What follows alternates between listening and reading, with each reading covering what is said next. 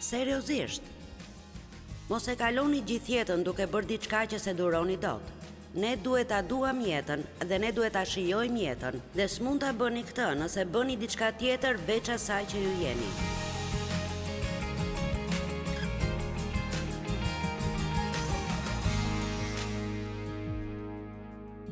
Dëshiroj t'ju përcjell sot një mesazh të shkurtër që Perëndia e vuri në zemrën time një pasdite dhe e titullova Qëndroni në korsin tuaj.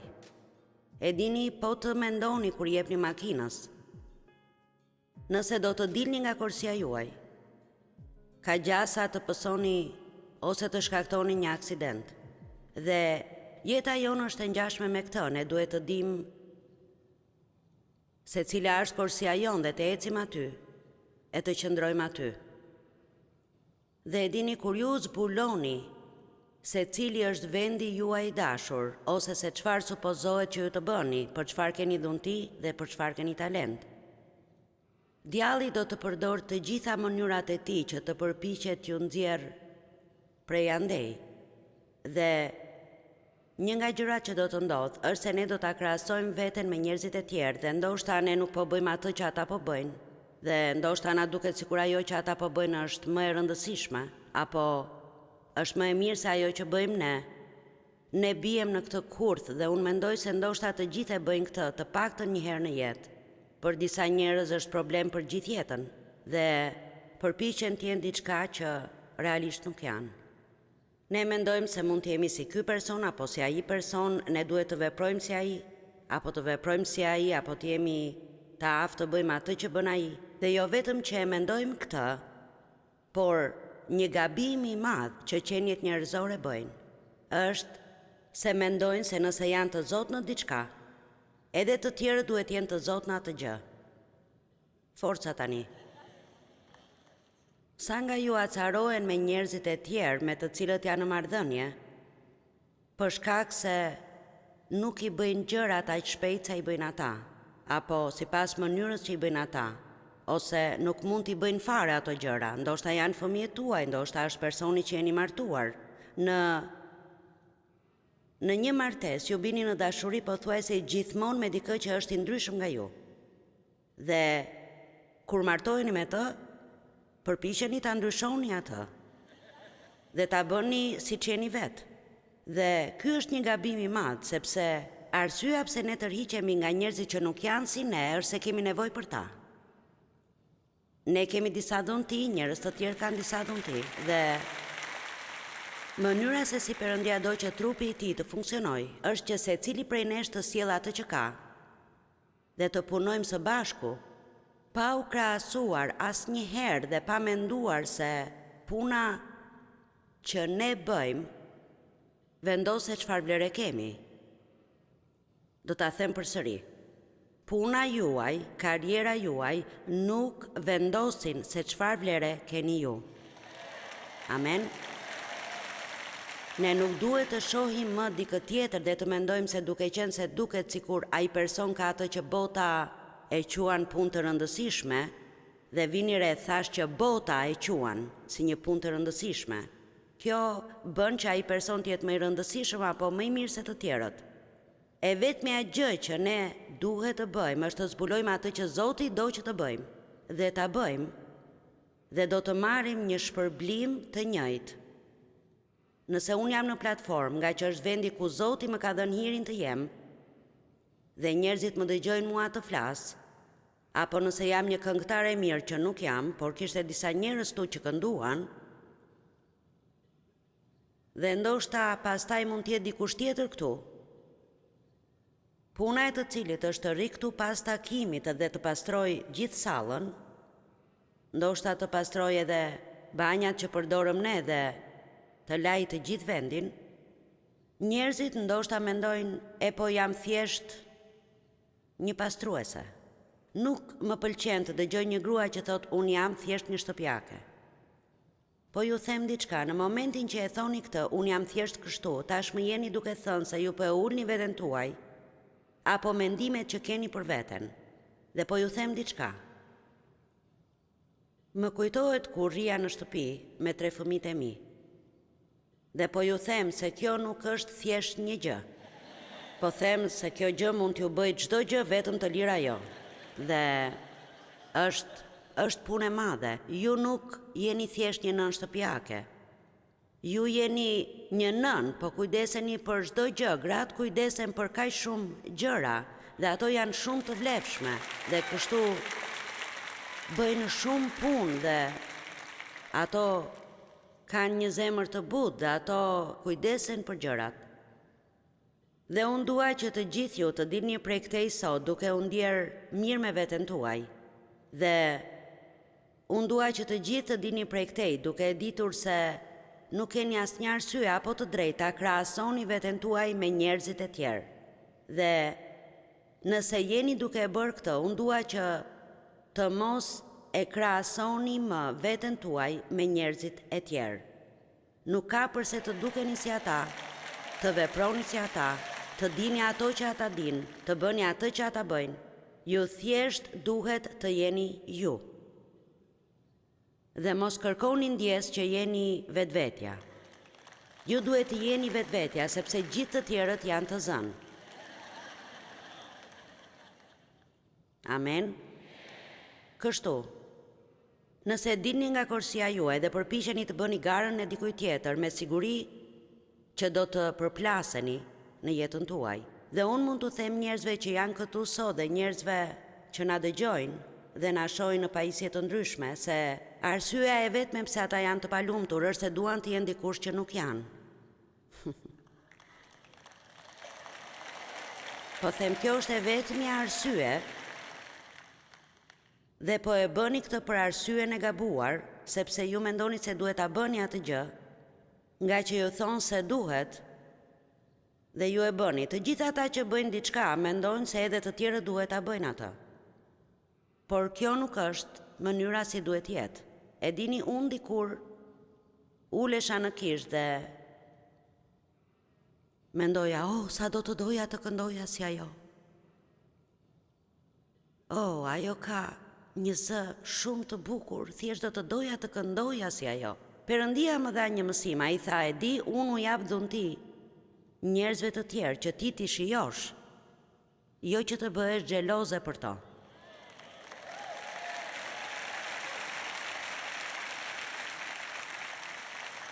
Unë kam dhuntin e komunikimit dhe unë do të jem në gjendje t'ju komunikoj juve sot gjëra rreth fjalës së Perëndis që do t'ju ndihmojnë ta kuptoni atë edhe më mirë. Kështu, ajo që duhet të bëni është të uleni aty dhe të shijoni dhuntin time. Dhuntia ime më bën mua që të punoj, por ju e shijoni atë. Dhe dëgjoni, dhuntia juaj ju bën që ju të punoni, por pastaj unë e shijoj atë. Mund t'ju them se para se Perëndia të bëj shumë gjëra me ju, ju duhet të gjeni gjuhën e përbashkët dhe të reatoheni me të qenit vetja juaj. Amen? S'mund të dëshironi, dëshiroj të jem si ti, unë do të jem Joyce Meyer i ardhshëm, shpresoj që jo. Shpresoj të jem vetëm unë kështu dhe çfarëdo që të bëni, shpresoj që ta bëni shumë më mirë nga sa e kam bërë unë. Mos u reatoni thjesht duke qenë si dikush tjetër, por jini versioni më i mirë që mund të jeni i vetes suaj. Dhe mos kërkoni më ndjes për veten tuaj. Amen? Bëni atë që jeni të Zot. Mos keni frikë të bëni atë që jeni të Zot të bëni. Nuk e di, por a besojmë se Perëndia do që t'jemi të lumtur? A mendoni se ai do t'ju detyrojë në një karrierë që do t'ju dëshpërojë? Pyes veten se sa njerëz rrinë në një punë që e urrejnë, nga që aty bëjnë pak më shumë para nga sa do të bënin sikur të pranonin një punë që vërtet u pëlqen të bëjnë. Forca, do ta them përsëri këtë më ngadalë. Shumë njerëz e urrejnë punën e tyre. E urrej punën time. E urrej shefin tim, e urrej njerëzit që punoj. E urrej t'jap makinës në trafik. Perëndia nuk do që ne ta urrejmë jetën tonë dhe të urrejmë atë që bëjmë. Kështu ju thoni, po atëherë pse nuk fillon një punë tjetër, pse nuk bën diçka tjetër? E di, nuk mund të heq dorë nga paratë që marr, fitoj shumë para aty. Unë po ju them diçka, gëzimi është shumë më i rëndësishëm se sa parat. Tani, sigurisht. Po them, sigurisht kemi nevojë për para, por ndoshta është më mirë të gjeni një mënyrë për të ulur shpenzime dhe të gjeni një punë ku të jeni të lumtur se sa të kaloni gjithë jetën duke bërë diçka që e urreni. Dhe unë shpresoj që sot është hyrë dikë në limit dhe ai person të ketë guxim që ta lërë punën që ka dhe që nuk e duron dot më. Seriozisht. Mos e kaloni gjithë jetën duke bërë diçka që se duroni dot. Ne duhet ta duam jetën dhe ne duhet ta shijojmë jetën dhe s'mund ta bëni këtë nëse bëni diçka tjetër veç asaj që ju jeni. Perëndia gjithmonë jep hirin për vendin ku jemi. Shumë njerëz duket sikur nuk e dinë çfarë duhet të bëjnë në jetë, thjesht nuk e di se çfarë jam thirrur të bëj. Nëse nuk e dini se çfarë jeni thirrur të bëni, provoni disa gjëra. Dhe zbuloni se çfarë ndjeni rehat të bëni. Gjeni atë që ju kënaq, atë gjë ku jeni të Zot.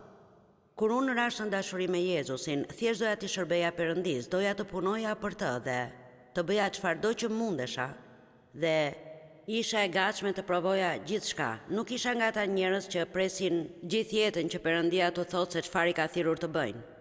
Thjesht filloja punën dhe nëse kishte një skuadër ungjillizimi dhe ata donin që të dilnim në rrugë dhe kisha në të cilën shkoja kishte një shërbes të madhe në rrugë. Ata bërin diçka të madhe si ndarja e fletushkave, ato ishin të bardha dhe të verdha dhe shkruaj Jezusi të do me një fytyrë të buzëqeshur dhe dilnim në qendër të St. Louisit dhe u ajepnim njerëzve dhe u thoshnim Jezusi të do ty dhe nuk më pëlqente kjo.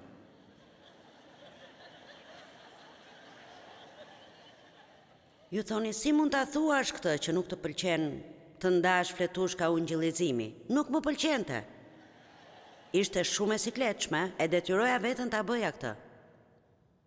Nuk më pëlqente fare dhe ne dilnim në dimër dhe ishte një i ftohtë acari dhe më kujtohet fletushka e parë që u përpoqja t'ja jepja dikujt, ai ma hodhi nga dora atë fletushkë dhe më tha, nuk e dua këtë gjë që shkruan pallavra të kota.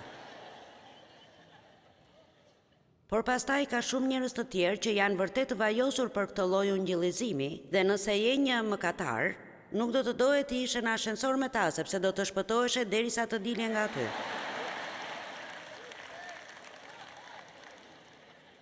Provova ungjillizimin der më der dhe ajo që bëja ishte se unë vetëm trokisja dhe lija të tjerët të flisnin.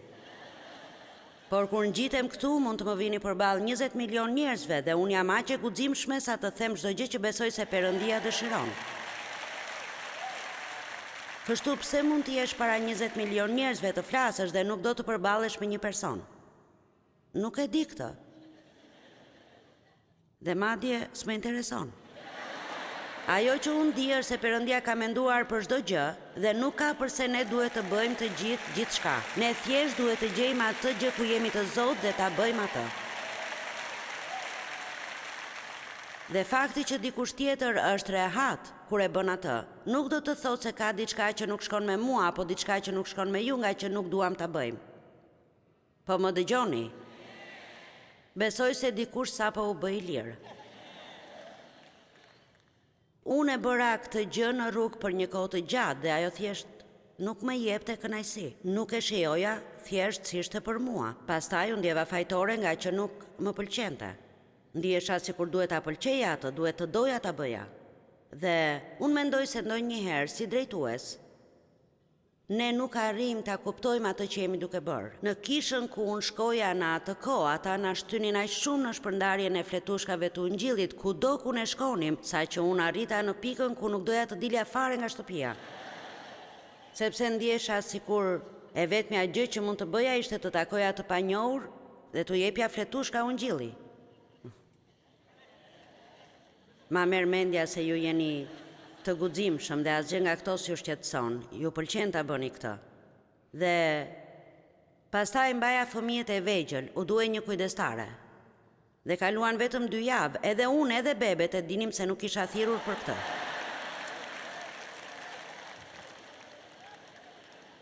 Vërtet. Por pastaj më erdhi një ide që të mblidhja një grup grash dhe që gjatë një vere ne të vendosnim fletushka ungjillizuese në xhamat e makinave dhe kështu unë mblodha shumë gra së bashku sepse jam drejtuese e lindur dhe mund t'i motivoj njerëzit të bëjnë gjëra dhe vetëm brenda 2 muajve vendosëm 10.000 fletushka ungjilli në fshirëset e xhamave në makina dhe pastaj dola para pleqësisë së kishës dhe u futa në telashe, nga që i kisha bërë këtë pa marrë më parë lejen e tyre. Tani kjo është mënyra se si funksionon hierarkia fetare, ata do t'ju thonë çfarë duhet të bëni dhe pastaj nëse e bëni atë që ndjeni rehat apo jeni thirrur të bëni, atëherë do të keni probleme nga që s'keni marrë lejen e dikujt më parë. Forca. Kështu si drejtues ne duhet t'i ndihmojmë njerëzit. Nuk duhet i detyrojmë ata të bëjnë atë që ne duam të bëjnë, por ne duhet t'i ndihmojmë që ata të gjejnë atë që janë të talentuar dhe janë të vajosur të bëjnë, dhe me qëra fjala, kjo është edhe puna juaj si prindër. Mësojeni fëmijës rrugën që duhet të ndjek, sipas dhuntisë apo talentit të tij individual. Thot Bibla e amplifikuar, mos u përpiqni të përmbushni ëndrat tuaja të papërmbushura përmes tyre dhe t'i detyroni të bëjnë atë që ju nuk patët mundësinë ta bëni. Hyni në korsin tuaj dhe qëndroni aty. Shijojni jetën, e dini Jezus e tha se ai vdiq që ne të kemi jetë dhe ta shijojmë jetën. Po them, kjo e ktheu botën time me kokposht, kur e pash këtë shumë vite më parë. Ne s'jemi këtu që thjesht ta shtyjmë derisa Jezusi të kthehet. Ne duhet ta shijojmë këtë jetë, të shijojmë udhëtimin ton, duhet ta shijojmë çdo gjë që ne bëjmë. Madje edhe Adami dhe Evës ju tha ta shijonin ushqimin në kopsht. Ne duhet ta shijojmë njëri tjetrin, të shijojmë jetën që Perëndia na ka dhënë. Romakëve 12:3-8. Sepse për hirin që më është dhënë, unë i them secilit prej jush të mos e vlerësoj veten më shumë se sa duhet ta çmoj, por të ketë një vlerësim të përkor sipas masës së besimit që Perëndia i ndau secilit. Tani, ky është një mesazh i mirë më vete, sepse ajo që po thuhet është në rregull. Çfarëdo dhuntie që ju keni, çfarëdo hiri që Perëndia ju ka dhënë juve, të bëni atë që ju bëni. Nuk duhet të bëni gabimin ta vlerësoni veten tuaj më shumë se sa duhet, duke menduar se po e bëni ju këtë. Sepse si jeni ju ata që po e bëni, është Perëndia që po e bën përmes jush. Kjo është arsyeja pse pavarësisht se çfarë bëjmë, fakti se kush jemi ka rëndësi. Fakti se kush jemi në Krishtin. Dhe të gjithë në Krishtin janë të barabartë, pavarësisht se çfarë bëni apo çfarë nuk bëni. Amen. Dhe nëse nuk e kuptoni se kur jeni të zot në diçka, jeni të zot nga që Perëndia ju ka aftësuar dhe ju ka dhënë dhunti për të qenë të zot, ju do të bini në kurthin e të menduarit se të gjithë të tjerët duhet të jenë të aftë të bëjnë atë që bëni ju. A e kuptoni ç'dua të them? A ju ka ndodhur ndonjëherë që dikush të acarohet me ju për shkak se ju nuk bëni atë që ai bën? Po, forca, do ta gjej dikë kujt mund t'i flas këtu. Po. A mund ta imagjinoni se çfarë mund t'i ndodh një fëmije që ka prindër që vazhdimisht i bërtasin atij për shkak se fëmia nuk mund të bëjë atë që prindrit mendojnë se duhet të bëjë? Ose gjëja më e keqe kur e krahasojnë me fëmijët e tjerë. Po pse nuk mund të jesh si motra jote? Po pse nuk je aq i zgjuar sa vllai yt? Mos i krahasoni kur fëmijët me njëri tjetrin. Faktikisht, shkoni në ekstremin tjetër dhe u thoni atyre se nuk duhet të jenë të ngjashëm. Perëndia na krijoi të gjithëve të ndryshëm dhe unik. Unë e ureva veten time për shumë vite dhe e kapërceva dhe dua t'ju ndihmoj që edhe ju ta kapërceni.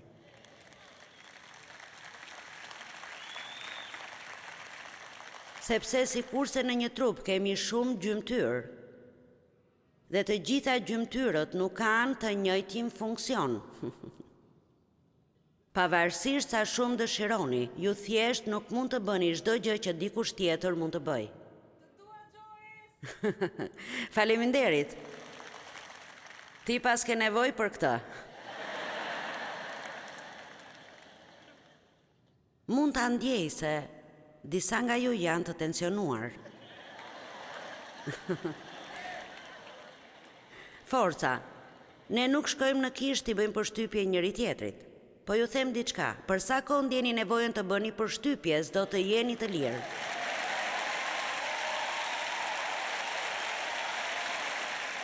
S'do të jeni të lirë. Ju jeni të lirë vetëm kur mund të jeni plotësisht ai që Perëndia ju ka krijuar të jeni. Mos kërkoni ndjes për këtë, mos e krahasoni veten, dhe unë nuk kam përse t'ju bëj përshtypje juve, dhe prandaj mund ta shijoj këtë që bëj dhe t'ju dua.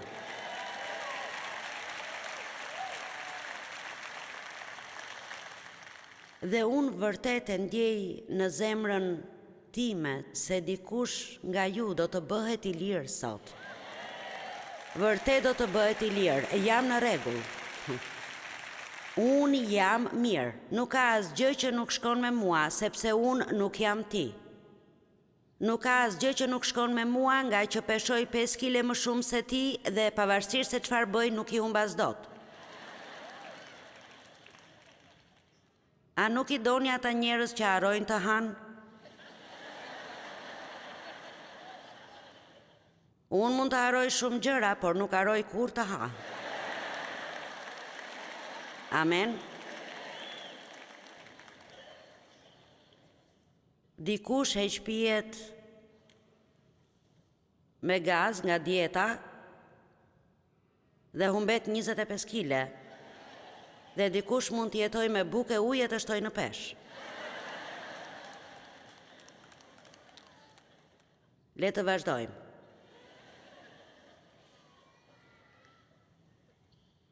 Sikurse në një trup kemi shumë gjymtyrë dhe të gjithë gjymtyrët nuk kanë të njëjtin funksion, kështu edhe ne, megjithse jemi shumë, jemi një trup në Krishtin dhe secili jemi gjymtyrë të njëri tjetrit, duke pasur dhunti të ndryshme. Thërisni të gjithë, unë jam i ndryshëm. Duke pasur dhunti të ndryshme sipas hirit që na u dhalet, i përdorim ato. Dhe më lejoni të them këtë, mund të kemi 10 njerëz që kanë të njëjtën dhunti, por fuqia e asaj dhuntie mund të jetë e ndryshme tek secili.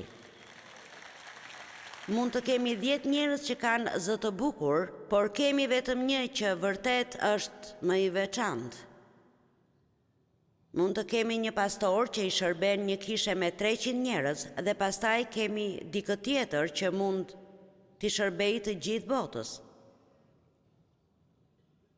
Dhe ne e fusim vete në telashe. Dhe më pëlqen kjo pjesë e këtij vargu, aty thuhet, cila do qoftë dhuntia juaj, jepuni pas asaj dhuntie. Forca, cila do qoftë dhuntia juaj, jepuni pas asaj dhuntie. Me fjalë të tjera, përqëndroni aty. Përse përpiqemi të jemi të zotë në gjëra ku nuk jemi?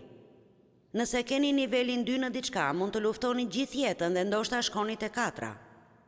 Por nëse jeni niveli 8, mund të përqëndroheni aty dhe të punoni me Perëndinë, të shkoni tek 10 shumë shpejt. Mënyra për të rënë në sy nuk është të bësh gjysmën apo ndoshta pak më shumë ndër 20 gjëra, por është që të marrësh 2 ose 3 gjëra për të cilat keni dhunti dhe të përkushtoheni atyre dhe të bëheni të jashtëzakonshëm në ato gjëra. Nuk ka përse të bëni atë që bëjnë gjithë të tjerët.